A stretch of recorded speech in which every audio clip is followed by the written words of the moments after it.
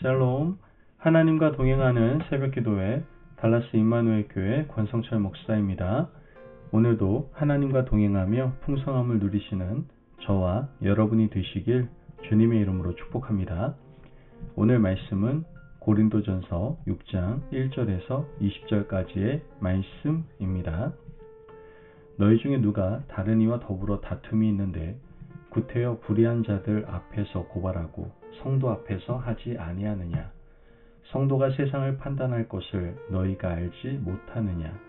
세상도 너희에게 판단을 받겠거든 지극히 작은 일 판단하기를 감당하지 못하겠느냐? 우리가 천사를 판단할 것을 너희가 알지 못하느냐? 그러하거든 하물며 세상 일이랴. 그런즉 너희가 세상 사건이 있을 때에 교회에서 경히 여김을 받는 자들을 세우느냐? 내가 너희를 부끄럽게 하려 하여 이 말을 하노니 너희 가운데 그 형제 간의 일을 판단할 만한 지혜 있는 자가 이같이 하나도 없느냐?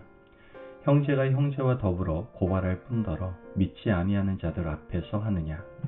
너희가 피차 고발함으로 너희 가운데 이미 뚜렷한 허물이 있나니 차라리 불의를 당하는 것이 낫지 아니하며 차라리 속는 것이 낫지 아니하냐? 너희는 불의를 행하고 속이는구나. 그는 너희 형제로다. 불의한 자가 하나님의 나라를 유업으로 받지 못할 줄을 알지 못하느냐? 미혹을 받지 말라. 음행하는 자나 우상 숭배하는 자나 간음하는 자나 탐색하는 자나 남색하는 자나 도적이나 탐욕을 부리는 자나 술 취하는 자나 모욕하는 자나 속여 빼앗는 자들은 하나님의 나라를 유업으로 받지 못하리라. 너희 중에 이와 같은 자들이 있더니 주 예수 그리스도의 이름과 우리 하나님의 성령 안에서 씻음과 거룩함과 의롭다 하심을 받았느니라. 모든 것이 내게 가하나 다 유익한 것이 아니요 모든 것이 내게 가하나 내가 무엇이든지 얽매이지 아니하리라. 음식은 배를 위하여 있고 배는 음식을 위하여 있으나 하나님은 이것저것을 다 폐하시리라. 몸은 음란을 위하여 있지 않고 오직 주를 위하여 있으며 주는 몸을 위하여 계시느니라. 하나님이 주를 다시 살리셨고 또한 그의 권능으로 우리를 다시 살리시리라. 너희 몸이 그리스도의 지체인 줄을 알지 못하느냐? 내가 그리스도의 지체를 가지고 창녀의 지체를 만들겠느냐? 결코 그럴 수 없느니라. 창녀와 합하는 자는 그와 한 몸인 줄을 알지 못하느냐? 일러스되 둘이 한 육체가 된다 하셨나니 주와 합하는 자는 한 영이니라. 음행을 피하라. 사람이 범하는 죄마다 몸 밖에 있거니와 음행하는 자는 자기 몸에 죄를 범하느니라. 너희 몸은 너희가 하나님께로부터 받은 바 너희 가운데 계신 성령의 전인 줄을 알지 못하느냐? 너희는 너희 자신의 것이 아니라 값으로 산 것이 되었으니 그런즉 너희 몸으로 하나님께 영광을 돌리라. 아멘. 하나님의 말씀입니다. 세상은 많은 사람들이 모여 사는 거대한 공동체입니다. 사람들이 모여 이런 공동체, 저런 공동체를 형성하다 보니 좋은 점도 있는데 불편한 점도 많습니다. 그 가운데 대표적인 문제는 분쟁입니다. 분쟁이 아예 없으면 좋겠지만 분쟁은 반드시 발생하게 되어 있습니다. 분쟁 자체를 없앨 수 없기 때문에 분쟁이 발생하면 서로 간 타협과 양보가 반드시 필요하죠. 대화를 통해서 어떤 것은 수용하고 어떤 것은 양보해야만 하는 겁니다. 서로 간 조정을 통해서 손해를 감수하더라도 공동체의 불화를 막는 것이 지혜로운 처신이라고 할 수 있습니다.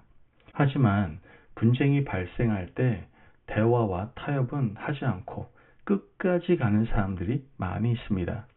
그런 사람들이 자주 하는 말은 법대로 하자고 법대로 이렇게 법대로 하자라는 말입니다. 그런데 법대로 하는 것은 최악의 방법입니다. 왜요? 법은 친절하지 않기 때문입니다. 법은 우리가 처한 상황이나 감정을 고려하지 않습니다. 몸이 건조하죠. 법조문에 있는 그대로 판단합니다. 가끔 일반인들의 법 감정이나 정서와 동떨어진 판단이 나오는 것도 바로 법의 이러한 속성에서 기인한다라고 할 수 있습니다. 따라서 지혜로운 사람들은 끝까지 가지 않습니다. 법에 호소하지 않죠. 지혜로운 사람은 서로 간 양보와 타협을 위해서 대화를 시도하게 됩니다. 고린도 교회 성도들은 교회 안에서 일어나는 문제를 대화와 타협으로 해결하지 못하고 세상 법정으로 가져갔습니다. 바울은 이러한 고린도 성도들을 책망합니다. 고린도 교회는 문제가 많은 교회였습니다. 분열의 문제, 음행의 문제, 이제는 송사의 문제입니다. 1절 말씀을 보면 너희 중에 누가 다른 이와 더불어 다툼이 있는데 구태여 불의한 자들 앞에서 고발하고 성도 앞에서 하지 아니하느냐. 바울이 말하는 불의한 자들이란 믿지 않는 세상 사람들을 말합니다. 교회도 사람들이 모이는 곳이기 때문에 분쟁이 없을래야 없을 수가 없습니다.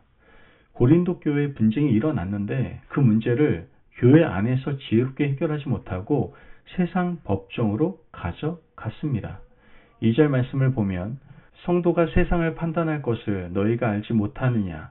세상도 너희에게 판단을 받겠거든 지극히 작은 일 판단하기를 감당하지 못하겠느냐. 바울은 성도가 세상을 판단해야 된다고 생각했습니다. 당연한 말입니다. 믿는 사람과 믿지 않는 사람은 모두 양심을 가지고 있지만 믿는 사람은 믿지 않는 사람이 가지지 못한 성령도 가지고 있습니다. 그러므로 믿는 사람은 이 두 가지 필터를 가지게 되는데요. 하나는 양심의 필터고 또 다른 것이 바로 성령의 필터입니다.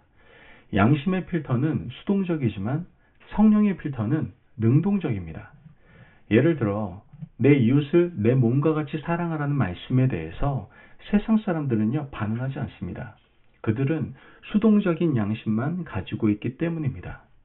형제를 괴롭게 하지만 않으면 양심의 의무를 다했다고 생각하는 것이죠. 하지만 성령은 그렇지 않습니다.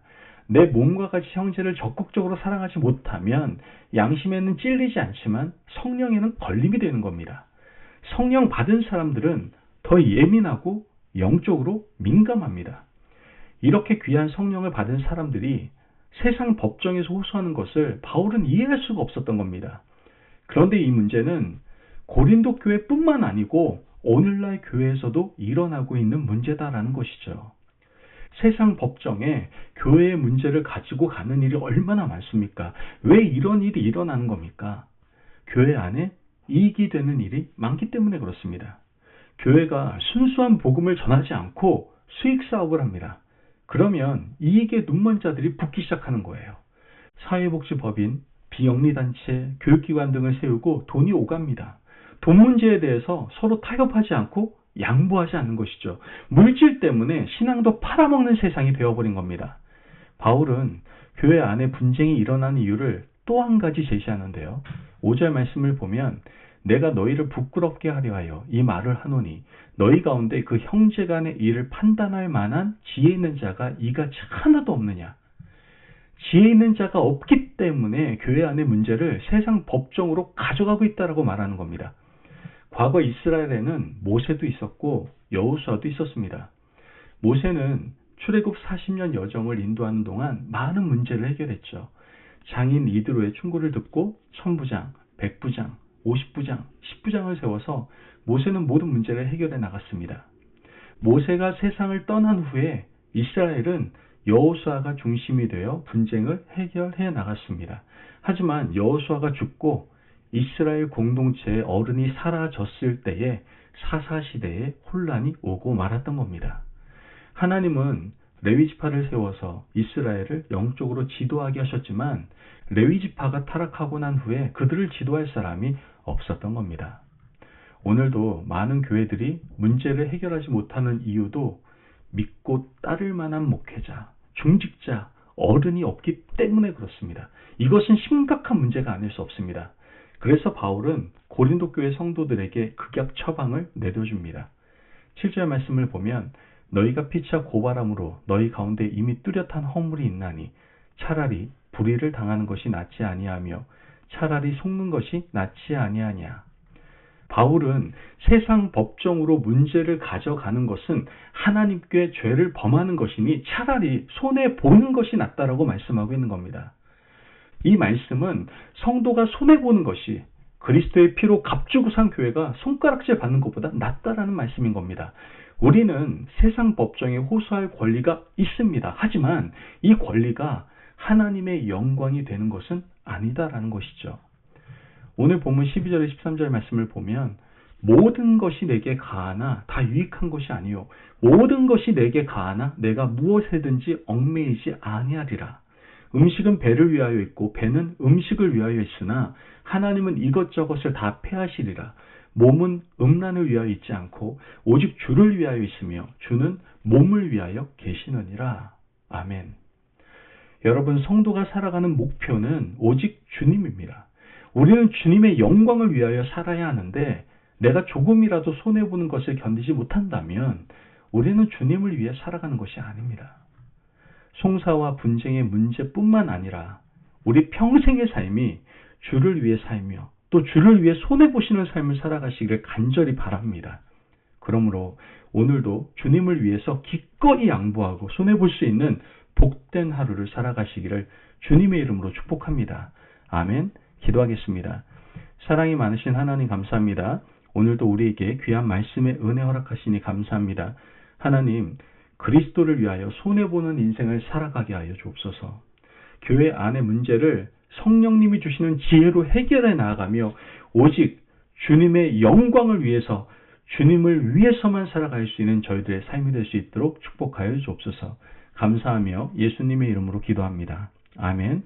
오늘도 하나님과 동행하며 풍성함을 누리시는 저와 여러분이 되시길 주님의 이름으로 축복합니다. 여러분, 우리를 돌보시는 하나님의 은총을 찬양하며 분쟁을 지혜롭게 해결해 나아갈 수 있는 하루가 되시기를 바랍니다. 말씀 안에서 승리하십시오.